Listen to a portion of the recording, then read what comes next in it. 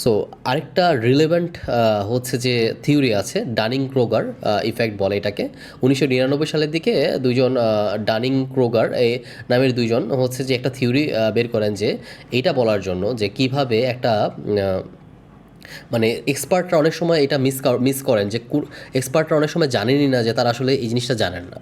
So মানে ব্যাপারটা হচ্ছে কি যে আমি একটুভাবে রিফ্রেম করি, এক্সপার্ট না, ব্যাপারটা হচ্ছে যে সিম্পল বা বিগিনাররা জানেন না যে তারা আসলে কোন জায়গার মধ্যে জিনিসটা জানেন না। তারা অনেক সময় হয়তো বা এই জিনিসটাকে কী করেন যে ওভার কনফিডেন্স আকারে নিয়ে নেন।